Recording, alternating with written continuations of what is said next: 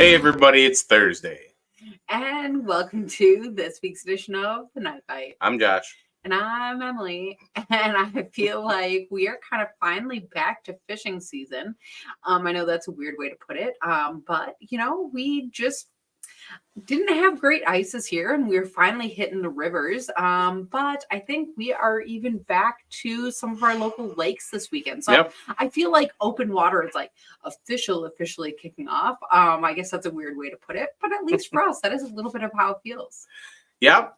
We're heading back to the lakes. We are getting the boat ready for pan fishing. So I know. Don't sound too excited. Well, no, I mean, I guess where I was going was like, I know that's everybody else's consolation prize, but that's where we live. That's our world. Our world is pan fishing. We're really excited to get back in there. So, I know some of you have already been at it. I know some people on the YouTube I've been watching have been down in the south central Wisconsin doing okay and around some of the docks and stuff, and I'm just excited to get around out here and see what's going on. Hey Troy. Yeah, I am excited too, because there's even some people up north that have been having some success. If you are looking at where those fish were in winter, and then if you know kind of where those spawning grounds are, that transition period should be kind of somewhere in between that. In some places that's really cut and dry, in some places that's not. But one of our ways that we are going to break down, I guess, lakes that we're going to is, there are some lakes that in fall just get way too weedy. Even in summer, they get way too weedy to be realistically fishing. And so that is the lakes that we are going to be hitting early on.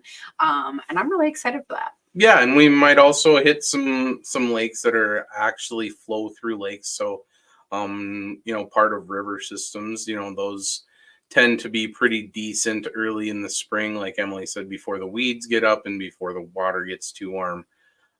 So it should be fun. I like to talk about how like we're not bedding fish anglers, if that makes any sense. Like we don't target fish on their beds, and it's just, I don't know, it's just our preference. So we're gonna go see where it's more of a search mission. Like Emily said, we're just going out and figuring out where everything is on our local water because we haven't been out there in a couple months, and yeah, it should be a fun time. Should be a fun time. Mm-hmm. And part of why I'm looking forward to it is because as far as an actual report from last weekend, as far as the river anyways, we found water temps all the way up in the 50s. Mm-hmm. And that was crazy because it was basically a 10-degree rise from the weekend before. So I know that kind of feels like 2 weeks ago. But as far as one single week, that's a lot for water temperatures to rise. And fish noticed that. What we were seeing in the river systems is not just the walleye that were coming in to spawn, but the sturgeon were starting to push in. And there were so many other little creatures, is that a weird way to put it, that were coming in to eat the spawn. So you had all kinds of suckers. You had drum pushing in. I caught a rock bass. So all of these other fish are pushing through that river system as well. And that makes for a lot of fun. A multi-species day for sure. Yeah, I mean the walleye run might be done, but post spawn fishing sure can be fun. I'm not trying to be a poet, but that sounded pretty good. But no, the fishing should pick up for all species here coming up, just because that water warms up and things are going to start moving around. And yeah, it was a huge difference from last week. Like we went there was females full of eggs. Like 4 days later, we went back and it was like everything was done. There was all kinds of other different fish in there. You'd even tell by the boat traffic. Like Saturday was kind of busy. Sunday, there's like us and like a handful of other boats, and we did all right, but yeah, things are sure progressing along this spring, and you want to keep up with it, because maybe just like we're talking about, maybe one thing that you did last weekend was working. You might have to do something completely different the following weekend or even a couple days after to be successful. So just stay on top of it. Remember to change your stuff, and you should put some fish in the boat or on your stringer if you're standing from shore. But some really great reports coming into the comments. So thank you everybody for checking in. Across the Midwest, a lot of consistency this time of year. So that's interesting. We don't always see that, but it seems a little bit to be the case. But as far as, I don't know, I guess looking forward, I am excited. There is a lot to come. But when you're talking about water temperatures, that is the important key this time of year. Is either way, look for those warmest waters. Because fish are probably not yet spawning, but they are moving in that direction, and they are either way looking for that warmest water. So if you're out fishing, that is where your success is going to be. What's up, Matt? Awesome. So for tonight's guest, we do actually have somebody coming on, which is super funny. But they're actually at home messing with their internet. So Josh is kind of back and forth and checking his messages and talking to Andrew and everything back and forth. So I imagine that he is going to pop on kind of at some point random. But this is going to be really fun because he himself does a podcast and they talk a lot about ice fishing. But we are now pushing to open water. So I'm interested to pick his brain about that. And I'm also looking forward to talking a little bit about, he does Beavertail baits. Yep. And that is something that is going to be perfect for spring as well. Saying walleyes are pretty much done spawning in the Wolf River. The nice thing about fish when they are done spawning, though, is they are going to be getting hungry and that bite is going to eventually pick back up. Yeah, it's that's awfully true. And if any of you, I think we're gonna focus a little bit more on just kind of the panfish side of things tonight, just because we're excited about it. That's kind of what everybody's looking at right now, until we get our state openers out of the way. So if you have, if you have anything that you want to share, you want to discuss, then throw it in the comments and we'll pull it up on the screen and we'll have a nice discussion about it, because I really like touching on some of the stuff that you guys have either in your arsenal or, in your thoughts, just because we all different, even between Emily and I, we're all different in the ways that we fish. And it's really fun to have that discussion and how things all kind of are different. So throw that up there if you have anything. She's distracted watching Andrew come in and out. His camera's not working. He's working on it. He's making fun of him. I'm not making fun of him. No, I'm just really excited. I'm like, ooh, he's almost on. Because I'm excited, but that is okay, and we will get there. But I forgot what you were talking about. It made me think of something. We were talking about just different tactics and stuff for panfish and how. But I was going to tell a story. Differs. So I grew up fishing and Josh did too, and I think in very different ways. And so when we met and started actually fishing together, I think maybe the way I grew up wasn't as serious fishing as maybe what we do now. That sounds so serious, gosh. But I did a lot of asking Josh, what should I buy? What for tackle? If we're going out, what should I grab? What should I make sure I have? And, he told me a lot of just prepare, I don't know, just get your own stuff. And it was a vague answer, and that's frustrating because as a fisherman, you want to be prepared and have the right things in your tackle box to target that day. And you didn't really do that. And so a little bit. So we went to the store and I just said kind of a little bit of everything. Yeah, I said we're gonna put together a tackle box for you, and I'm not gonna let you completely fall on your. Well, no, your little pink one. Remember, we filled that up. Not in one day. Pretty much. But anyways, we ended up with mostly different tackle. And we fish, the same ways. We're in the same boat, but a little bit different. And that is a crazy thing, is when you are, inviting friends into your boat, or maybe you just fish with your significant other. It is really, Corey's saying fill the pink box. Okay, it's this little tackle box. And it was okay. Actually, if you go to shows and expos, and a lot of times you'll walk by Cabela's has a little booth or something. And if you sign up for their credit card, they'll give you this cute little free tackle box. That's not where I got that, but it happens to be that same shape, and it's pink. And it fits all these little cases and stuff. It was great. It just was a starter. I don't know. Obviously now I need way more space. Not that brand makes any difference, but I moved on to the Lakewood cases. It offers a lot more for how how I use my tackle. It works a lot better. I don't know, but this little tiny pink tackle box is like what we're laughing about. And so it is interesting when you're sharing that space with somebody and having to fish together, but maybe fish a little bit different. So, Corey, you're not banned. You're not banned. It was probably a legit question. It just. Yeah, so where Emily's going with this is I kind of asked her to pick her own stuff because she wanted some guidance from me, but the problem is once you start guiding somebody, you're giving your ideas to them, and not that you don't want them to be successful, but you also don't want to limit their ability to grow as an angler, right? And so if she has different tackle in her tackle box than I do, there's a lot more stuff that we can cover as far as, fishing techniques and stuff like that. And that's how we've evolved as fishing partners. Because she will come up with something and I'm like, what are you doing? And she's like, oh, you wait and see. And then she like crushes me for the day. Or the opposite, yeah. Of the idea just like fails, and that happens. But I think one of the things about fishing is sometimes people get so stuck in like what they should do or how a presentation should look that they like don't try something or go out on a limb or I don't know, do something unique. And that's I don't know, the whole basis of fishing and tackle creation in some way is like, if you think back in fishing history, and I'm not even saying that super far, I'm saying like my generation's grandparents. Again, I know that's not young, right? But think of how much fishing tackle has evolved since then.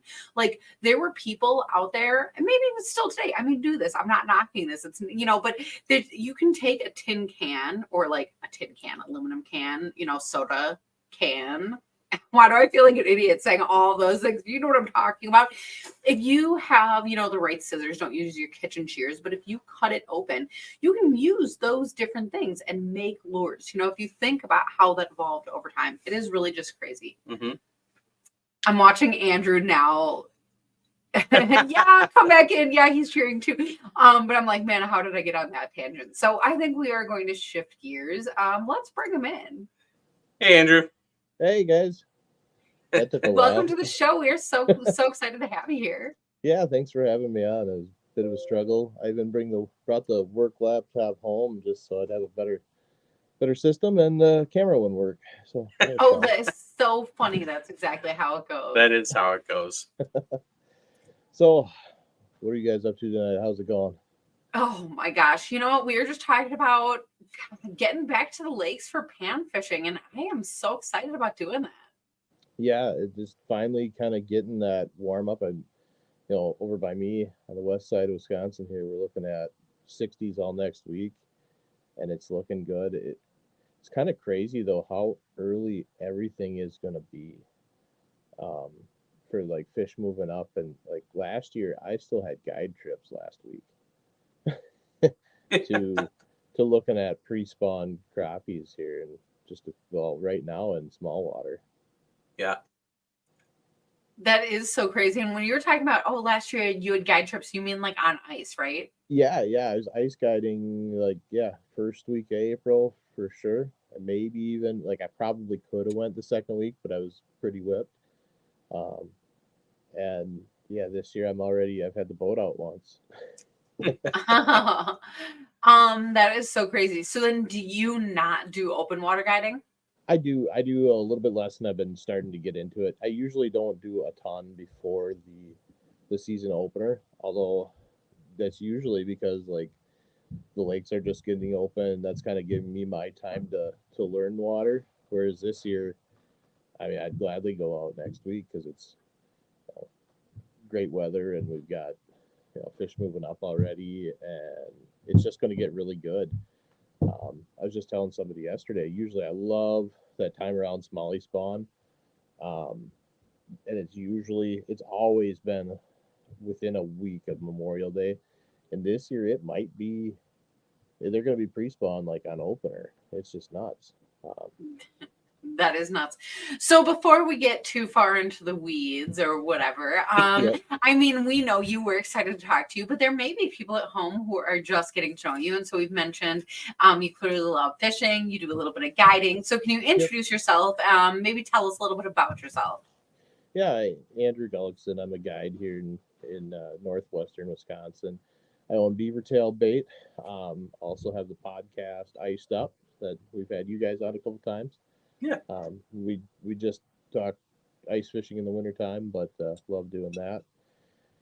And yeah, make Beavertail Bait, which has been just growing like crazy. We had an amazing year with sales this year, and just kind of regrowing a lot of the crowd with that product. And we've got some new products out and a few new coming for next year for that as well.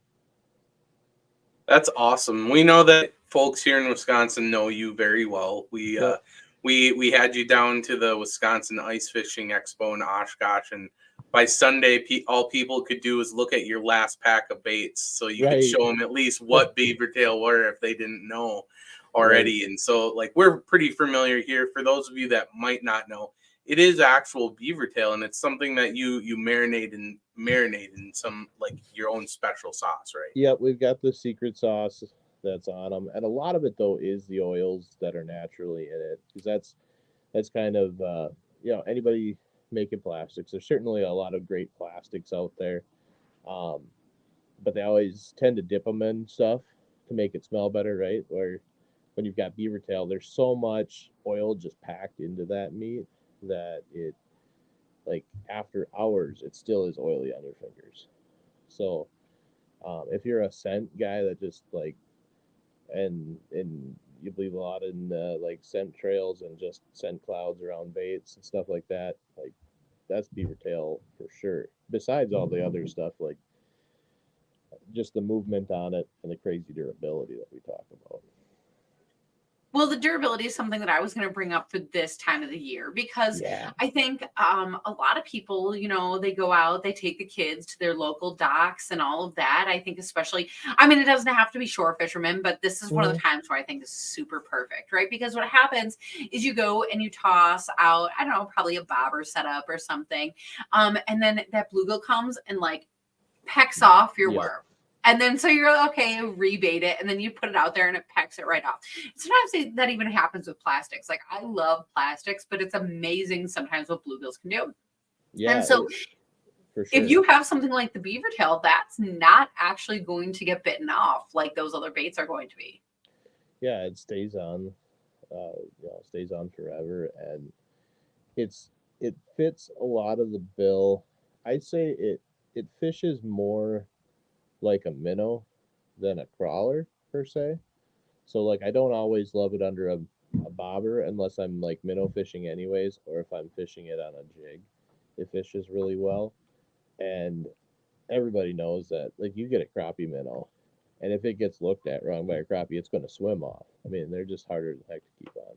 Casting it can be a pain. So beaver tail is going to stick on there for you for sure. And but still not sacrificing a lot of the movement and just the natural look of having that almost hair jig like appearance with the way it moves in the water. Mm-hmm. Yeah, like hair jig like appearance, or like you're saying minnowy, but at the same time, it's like that meaty, so that if a fish does bite it, it sometimes you get that nip and then the fish just bail out. They're like, no. But when it's meaty like that, I think it gives them like that stay power. I don't think that's a term, but I just made that up. Staying power works. Yeah, it's been a pretty versatile bait. I love it in the springtime right now too, because I'll fish it. I'm working on like finding jigs to pair with it better. I know you guys love to tinker and get into the terminal tackle a lot with your stuff. And one thing that's difficult with it is that because it's meat, not plastic, it won't like swell up and kind of go over a hook keeper or like a plastics keeper very well. So I like to pair it with a shorter jig, or even I'll break out the ice jig sometimes. But I've been able to find some like tungsten bead hooks that are shorter, something like half-inch to three-quarter-inch long, and still use the ice fishing size pieces. Or I used to always just get the mini mite jig that comes with the tail, and I'd either cast once and rip the tail, or on a fish, or I'd take the tail right off, put one piece on the shaft just to kind of hide that longer hook, and then put the second piece on to just give all that action. Um, and that just gave a really good presentation. Plus, adding that, so that made it almost 2 inches long. I was catching a lot of well, I guess it'd be post spawn walleyes on it right alongside the crappies. Mm-hmm. Well, and I love the idea of kind of pairing it with the plastic because, first of all, that plastic can go right up that hook keeper. So, like you're saying, it can kind of bridge the gap between like the beaver tail kind of on the end of the hook and the minnow head or the, I guess, jig head. And so when you put that plastic on there, it kind of sits nice in that middle. But the other thing is you can kind of jazz it up with different colors and stuff like that. Yeah. So, or maybe you're in a body of water and I don't know, they really like a glitter bait or something. So when you have that action and that meaty tail, that's a fun thing to be able to. Plus, when you have all these other plastics and the tails already got bit off, I mean, that's a fun way to reuse that. Right. Yeah. I found a lot of people too that like it drives me nuts as the guy that makes it when people use it with live bait through the ice, and it's like you don't need it. But I'll tell you one place when you get like fussy walleyes through the ice, which isn't necessarily where we're going tonight, but one place I've seen people use it is when walleyes, or it could be crappies too, are on a minnow bite, and but an aggressive minnow bite, they'll actually take a piece of beaver tail and fish it with it just to keep the minnow on, Mm-hmm. because it locks it on as a second piece. Plus, it adds a little bit more scent to the water too. So just pretty versatile as the how you can do it. And I always love learning from people actually how they fish it, because um, there's a ton of different ways. I did a lot more this spring, actually, kind of like wacky rigging it on a hook too, and I've had a lot of success with that. So. Here's a really great question. Do you put it on as it is, just out of the package, or do you cut it down smaller? Great question. For ice fishing, 110% of the time, I'm cutting it and I'm trying to make it smaller. And I'm actually working with my manufacturing trying to make that piece narrower. The thinner it is, the more it moves. In the summertime or in the open water season, I will often fish it like the whole piece. It's an inch long by an eighth inch wide. And I will just simply cut a double tail in it, or maybe even trim out a couple pieces of it to make it a little thinner, just because that body doesn't, that can be rigid and go on that hook. And then you're still giving those softer tails on it. You don't need all the wave of it like you do in ice season, I feel like, because it's generally coming a little bit more horizontally, and you don't need as much of this movement to it as more of a little like flicker. Well, and I love the idea of cutting like a double tail, like you're saying, because Mm-hmm. you could, if you have a few different people in your boat, you could set up one with maybe like a straight tail, maybe one with a double tail, or maybe one short, maybe one long. I mean, there's a lot of room for creativity for what you want that presentation to look like. And especially if you have kids in the boat, that's like a fun way to like race to a bite, and help them Right. to identify, like learn a bite. What does this look like? Why might they like it? Why might one work better than the other, or whatever that is? So that's a really cool thing to be able to do. Plus it comes in colors. Is that right? Oh yeah, we've got a bunch of different colors, and that's a cool thing too. Is so this year early in the ice season, we added some colors, and we actually added a whole bunch of colors really fast, and some of them were very difficult to reproduce for us, and we messed with our different dyeing processes and everything, and we really got some dialed in that a lot of you guys, if anybody ordered like halfway through the season, we did kind of another color dump, and they'll be available all next year. And it's our blacks. It's called Black Pearl, which actually has a little glitter in it for the first time. Um, Blood Red and Purple Grape, that are a deep color finally, like a really deep color, and they've lasted. The open water sports shows I've done, I've had the same piece in the water 3 days, and they're still keeping dye really well.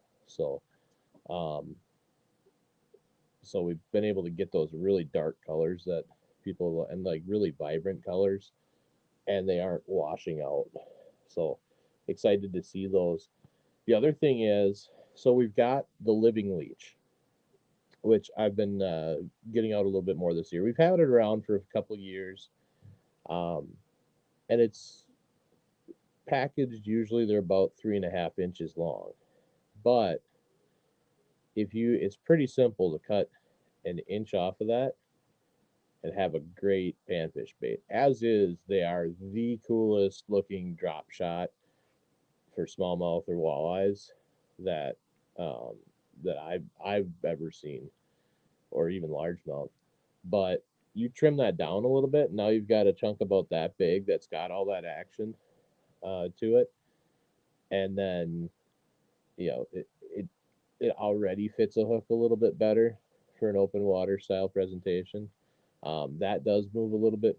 It's out of the package a little bit better movement for like a bobber situation, um, or like kind of a wind trolling type of situation. That's where that's going to really come into play. I'm excited to try. I haven't actually targeted those towards panfish before, and I'm excited to try them out because they fit so much better. They're because my ice fishing size is like a little small. I wish I made an inch and a half just to fit better. Where trimming down that 3.5 to like a 2, or maybe even you can take it all the way down if you want and get a couple pieces out of it, is gonna really fit the bill well. Yeah. I'm laughing that you said you're like, oh, I wish that we made like, oh, whatever size. Because I think sometimes people just like assume like, oh, you can make whatever you want. But I think that's the thing is, I mean, this is like a process to put out a product like this. So that is wow. It's a very, very difficult. I probably couldn't have picked a more difficult thing to work with than Beavertail, to be honest. Like I've got a team of young engineers working on it right now that are still in school, and this is like our second or third round. And usually by the end of my presentation, they've got some good ideas and they think outside the box, and we've got some really cool things that I'm hoping are coming to fruition to make this. But they're usually fairly stumped. Like, wow, okay, this is really, I see your problem, because it's very difficult to cut, and shapes are difficult because of that. So but you can make your own shapes in it.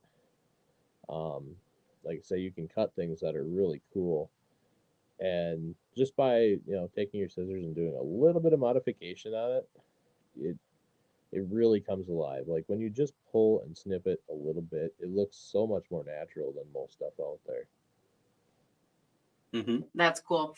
And then how about storing it? Is it easy to have with you and bring with for the next time?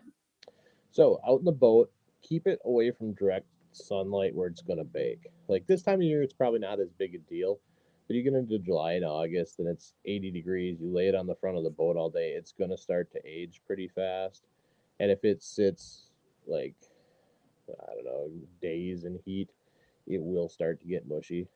Um, and we're generally pretty good about, refunds and stuff like that. But ideally, keep it under the console when you're fishing, and then bring it back inside when you're done, and you'll get like all season out of it. If you want to be able to make sure that you have it for multiple years, if you put it in the refrigerator, it's almost it's probably got a 3 or 4 year shelf life. We recommend 2, but that's just because we need you to buy another pack, right?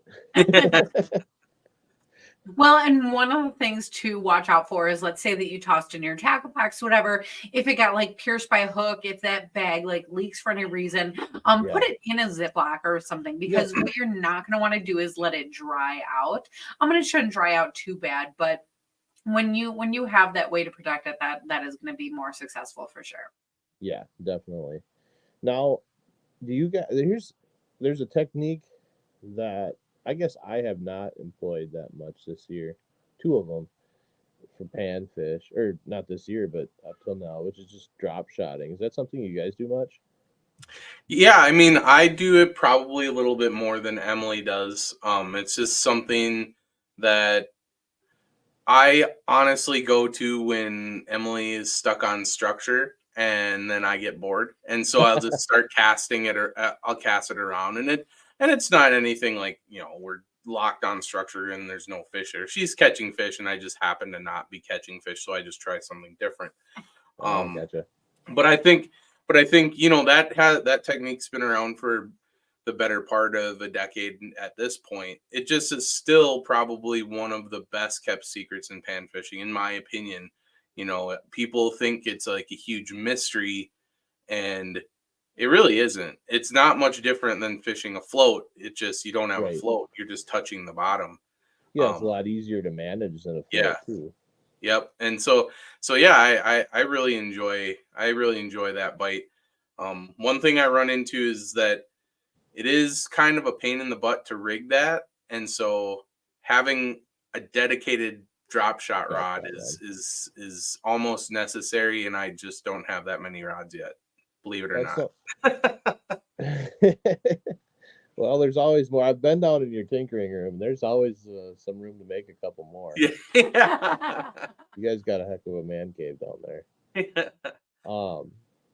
Yeah, that's a couple of my customers brought it up this spring that they were giving away their secrets, but they were down on the Mississippi in the backwaters perch fishing, and they were using like the chartreuse and the white, the brighter colors. Now I'm gonna have an orange for this year, also a bright orange, and they were drop shotting it, and I was like, well, that makes a lot of sense.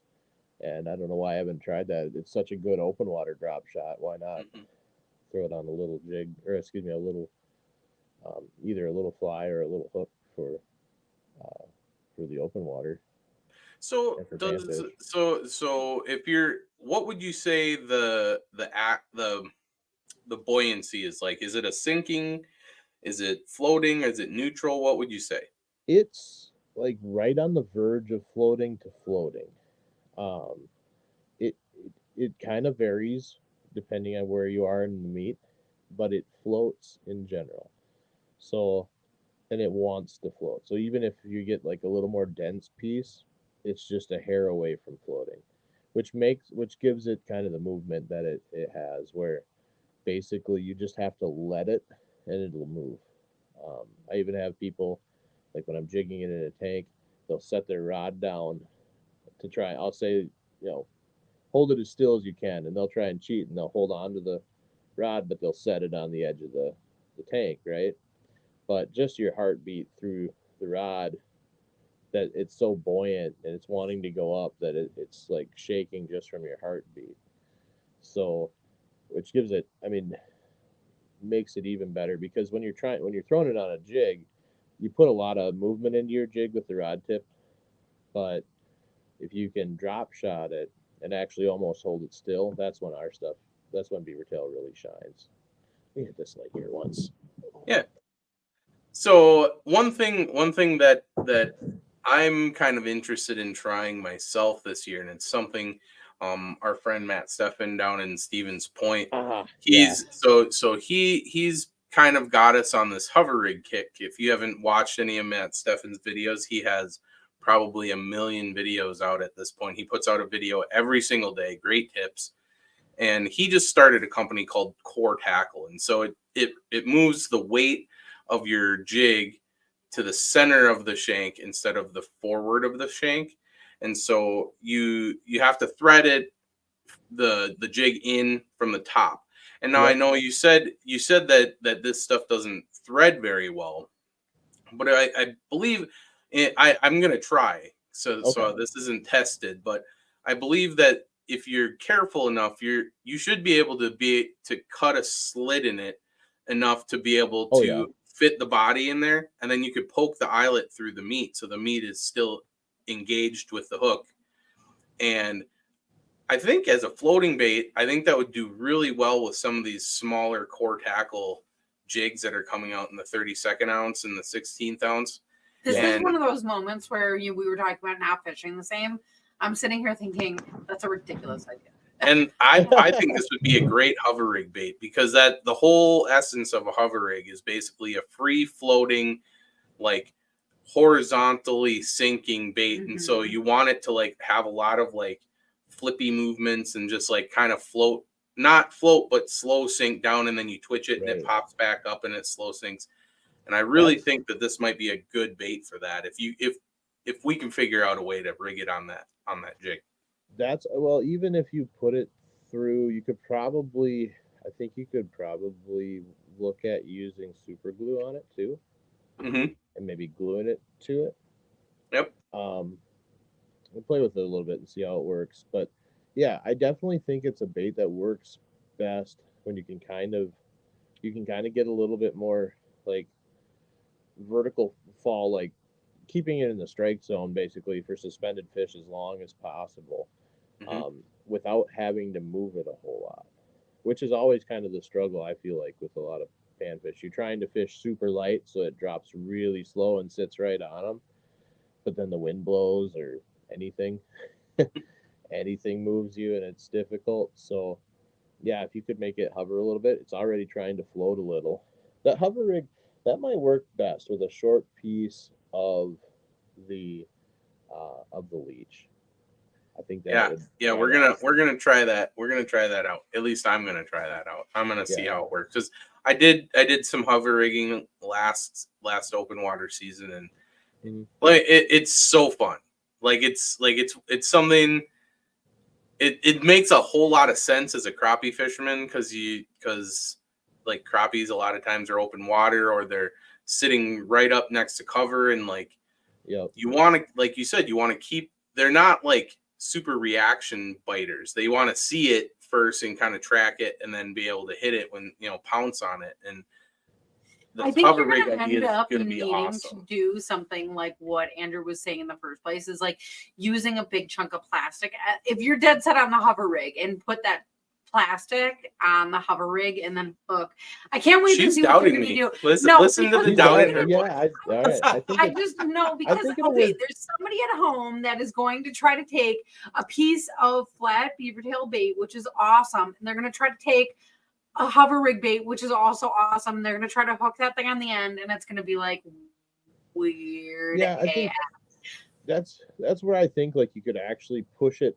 So, oh, I have nothing right here, but take the hook and put it through all the way, just like one time all the way through the thin way. So Yeah. it's like you would hook any hook on if you're going to single hook like a drop shot. That may be a good to just single hook it all the way through, and then like either you could probably take the rest of the hook and actually um, put like a little bit of super glue to glue it to it.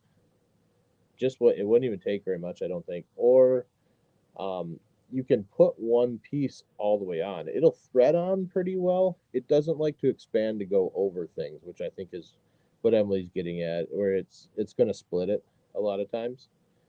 But play with it. You might even be able to actually hook through and then come back around past that weight Mm-hmm.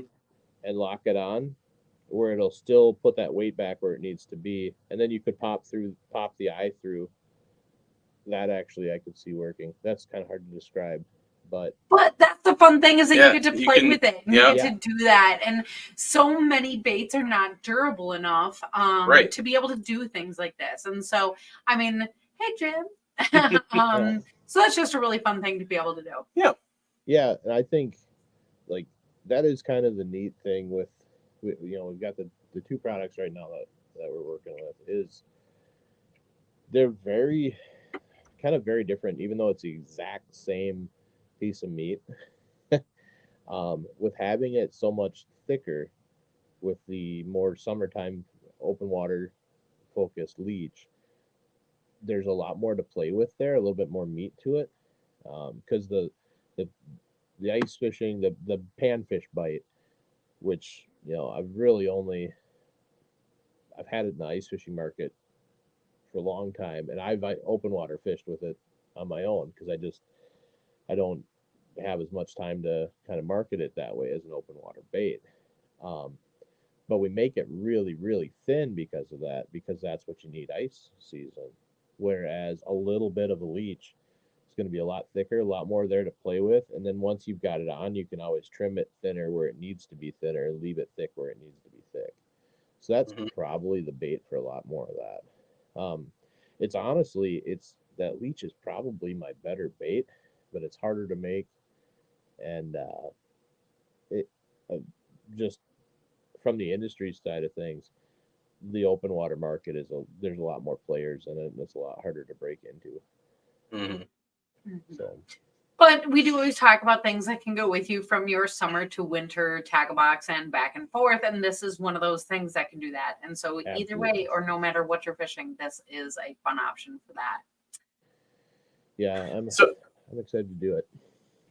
so I know we spent a lot of time like dreaming and scheming over the Beavertail baits, but what is your plan moving forward for the season? Like, tell us a little bit of like what you're Open looking at. water Yeah, to come. what your open water, like what you're planning on your like kind of your tactic Yeah, storyboard. so I fish. I've got a pretty diverse amount of water here, everything from one like super dirty reservoir to some deep glacial, like 100-foot glacial lakes that are fairly clear. And I just want to get out. I normally don't hit the water a ton early. I'm usually like a little after opener. I hit the ground running after that. So I want to spend a little more time finding some of my open water fish and following them from where they were when I left them during the ice season, and kind of get used to my electronics. You know, I've had side imaging for a long time, but now I've got live scope on the boat, which I haven't had much. Last year I used it on a pole, and I'm going back to the trolling motor just because I like that. So playing with that and learning it, and trying to figure out a little bit more of. There's some fish that I can find just really pre-spawn, post-spawn, and then they're just gone. So trying to figure that out on my Clearwater lakes, and then trying to just I do a ton as far as smallmouth and largemouth, and I love fishing a frog during the summertime. I will throw it way too much, to be honest. So one of my things I really want to do a little bit more of is learning, especially pre-spawn spots and post-spawn spots, and those deeper water like stopping points, and relating it a little bit also to the crappies, because I think in the lakes I'm fishing, they're all coming up to the same spots and coming back out. And then as the season goes on, and I think a lot of anglers want to figure this out, but like late summer bigger bluegills, right? Where do they go when they're done being post spawn fish, and they can go anywhere, and trying to find some of those fish. So um, and I want to get up north a little bit further for some of that, some of the bigger bluegill lakes, but just getting a little bit more away from the bank, um, and using electronics a lot more. I think that's the big thing I want to focus on. I love hearing you talk about like finding those bigger bluegills, because I think so often people assume that like, oh, the bluegills, they'll all be in the same place. But the more that I learn about the bluegills is that those bigger ones are maybe in different spots than some of those others. And actually what we were finding is we have a few lakes where actually talk about drop shotting. That is a perfect way to find some of those summertime big bluegills, because what we were looking for in some of these lakes is you'll come across like these mud flats. And I don't know if there's bloodworms or bugs or whatever. I don't know what it is about this, but if you go out there with some of that beavertail and a drop shot, I am betting that is where you are going to find some of those bigger bluegills. Yeah, that's we had a well, and you talk about bloodworms. We had just a ton of people always interested in red, and the closest I had for a long time was pink. So we had white, chartreuse, and pink have been our bread and butter, and we had purple out for a long time. Purple was hard to make, and it was my worst seller, so we actually washed it. We came back at the end of this year and added the purple, red, and black. And that red, if you take a red panfish bite and cut it down the middle straight, you don't even have to get an angle on it. It is a perfect bloodworm. It's just perfect for that. And I think if you drop shotted one And the way the bloodworms kind of move in the water is a little less undulating, like you would think it would be, and a little more like whoop, whoop. Mm-hmm. So like I think if you almost rigged it, what do they call it? Not quite wacky, but like an offset wacky. You can't really get like a nail weight in it, right? It's so small. But like offset wacky on a hook, um, above a sinker and did a drop shot with it, I think that would absolutely slay. That's funny. I'm trying to imagine like putting a nail weight into it. Yeah, like just like a little piece of lead. like a sewing needle cut in sharpening half one or and something. just a little tiny, yeah. Yeah, I think one thing that's overlooked is especially once bluegills get above that 8-inch range, they really transform. I feel like in their realm, they really transform from prey to predator, and a lot of that is true for crappies of that same size. Once they get above that 8 or 9 inch range, they make that transition into more of that predator tier. And you can argue all day long. Yeah, there's big muskies that'll come eat it and largemouth, but that's why those big ones are so hard to find, though, is because they are in smaller packs. They're usually in groups of 3 to 6, and they roam around in a lot deeper water than their smaller counterparts because they don't have to hide in the cover like their small counterparts. That's why you find a lot of bluegills and crappies up in the covers because they're hiding. And the bigger fish patrol the edges, while those bigger bluegills and the bigger crappies can also patrol those edges and sometimes push out into, like what Emily said, a lot of those flats. They're a lot harder to find, though, because they're way smaller groups and they don't relate to anything. They're just swimming around out there. But if you can find them and you can follow them around, you can have a pretty good day. Yeah, I think so. And you mentioned kind of a separate pattern that I'm going to relate it a little bit to ice fishing, but those big fish will act like bass on a weed edge too. Mm-hmm. On a usually, yes, you're right. They're a little bit deeper, but they might, if they're relating to anything, it almost seems like there's two mentalities or two types of fish: your basin fish Mm-hmm. and your weed line cover fish.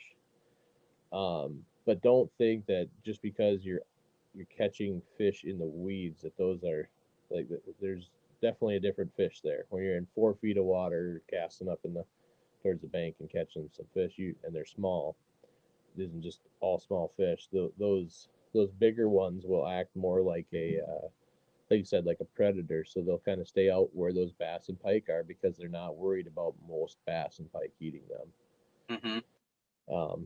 Definitely a place to start looking for them. But it's a hard place to look too because it's a very fine area.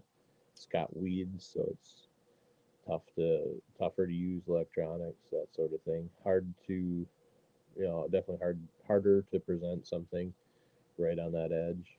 Yeah, and traditionally, like technology hasn't caught up to really capturing that shape of a panfish very well on most electronics, and I think that's one thing that forward facing has really upped the game on is the panfish search, just because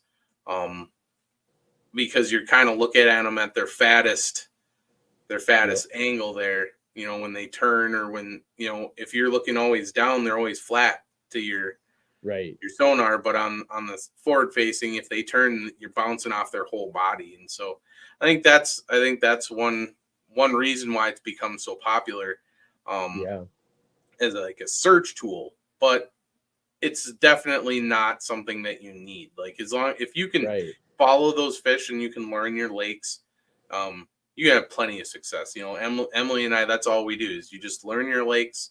You just read your cover, like you said, follow your fish from winter to spring to summer, and you'll stay on them. Yeah, and I think that, I mean, not to get into, there's been so much forward facing debate or talk, but I think people believe they can rely on it a lot. But in practice, a lot of these lakes, we might be talking about the deep fish are in 10 feet of water because some of my best bluegill lakes are the super productive 12-foot deep lakes. Um, and it's not a great tool for that shallow water. Sure, you can get some information in perspective mode and stuff like that, but it is not going to replace um, just knowing areas that those fish are going to and time on the water. It doesn't even, I'd say side imaging and knowing where your weed lines are way more important than the dialing in that you can do with live scope. Sure, if you find something like a crib on a spot, that's pretty easy to forward face, but it just,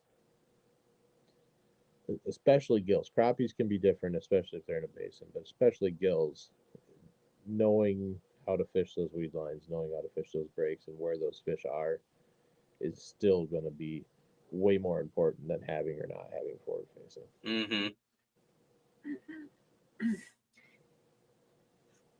Oh goodness.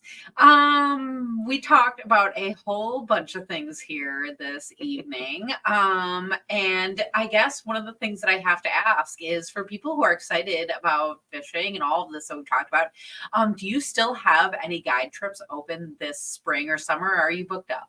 Yep, no, I have. I'm just kind of started opening up for this spring, so I am open for. I want to get some crappie trips in yet this spring, and then especially in May here, I'd love to take out. I love chasing smallmouth and drop shot and jigs, tubes, all that stuff. Getting into some really big smallies over by me. Not quite Green Bay smallies, but a lot of times you'll have an opportunity at a 5 pound fish. And then as the summer goes on here, I've got some stuff open yet to go out and get up in the weeds and get some topwater action going on for some largemouth or a multi-species day. Um, and just if you want to learn electronics, if you just want to learn a lake or technique, good for that too.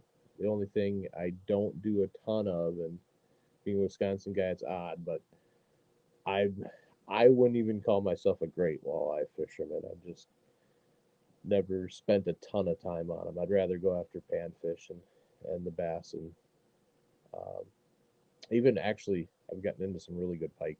This ice year was a great year for pike, and I think that's going to translate to some big fish this summer as well. Yeah. Yeah, don't be ashamed by that. And not everybody's a walleye fisherman, and that's okay. That's me. Whatever. Whatever. I love panfish. No, it's just one of those learning things, you know. It's just you just have to keep practicing at it. I don't even think it's Better you that. get I to just it. think it's a preference for fishing and preference for species, Yeah, fishing type, and Yeah. what you have a knack for, and all those different things. And it that's all right. is. It's like it's anything. It's like musky fishing. Some people just can't do anything but musky fish once they do it. And walleye fishing, I think, can be the same way. There's a ton of techniques. It's really interesting, but it's just not necessarily what trips my trigger. Um, so I do it. There's a couple trips where people want to catch some walleyes, where we'll go catch some walleyes, and I'm decent enough at it, but that's just not my bread and butter. I'd rather go get a bunch of nice gills and maybe hook up a 20-inch smallie or something. So Yeah. Yeah. Yeah, that's awesome. So if people do want to follow you or possibly take a trip out, can you remind us how people can find you on social media? yep. So you can message me on Facebook either at beavertailbait.com. You can find me at Andrew Gullickson or at Backroads Guide Service, or you can check me out at backroadsguideservice.com um, and message me from there as well. I'm trying to think anywhere. Yeah, that's probably my best. I would, at this point, I wouldn't use Instagram, although I do have a Backroads Guide Service account there. It doesn't get checked as often. So Facebook or the website would be great. Give me a shout. Love to get out and um, do a little bit of fishing, a little bit of learning. Oh, another thing, if I can add, Yeah. it's the current one might be closing, but if you're in my local area, so Western Wisconsin, eastern Minnesota, east of the cities. I am doing a kids clinic this year, um, which will be like evenings, and I think I'm going to offer one on the weekend. It's something like $20 a class, and there is a deposit for a pole, but you're going to end up with a lot of gear out of it too. It's all about, this first one at least is going to be all about panfish. Um, and it's kids 7 to 12. So we're going to start with, basic tying knots and teach everybody how to cast a spinning rod and go all the way into drop shotting uh, for panfish and get pretty advanced for that 7 to 12 inch, Yeah. 7 to 12-year-old range. So, really cool class. I'm excited to do for sure. That is so exciting. That is awesome. And so for people who are looking for information on how to sign up for that, that's on your social media? They can message me at Backroads Guide Service, or they can sign up for it at village.com. The really, really cool thing, and if you guys ever have anything, village.com also offers a lot of, lost my word here, scholarships. So, and it's just kind of random, whatever gets funded. You can even check back like multiple times in a day, and a lot of times you get a fully funded or partially funded scholarship to do it. So, Cool. if for some reason, like if you don't want to pay for the whole thing, check out a scholarship, and they could really good chance you'd get to do it for free, and great thing for the kids to do. Great service for people to use to set up events.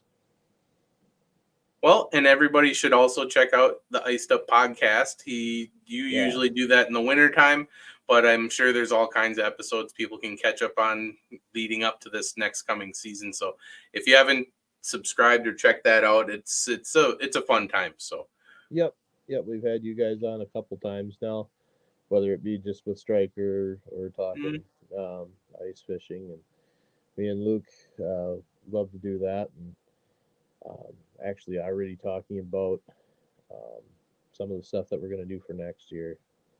Cool. So, and probably have to talk to you guys a little bit more about some of that too. So. Awesome. Well, we are so excited to follow your adventures all summer and then listen to next winter on the podcast. But thank you so much for being here this evening to share about it. Yeah, thanks guys. Thanks for having me on. Yeah, absolutely. Yeah. And to everybody at home, thank you for joining us as well, because that is always a big part of the fun.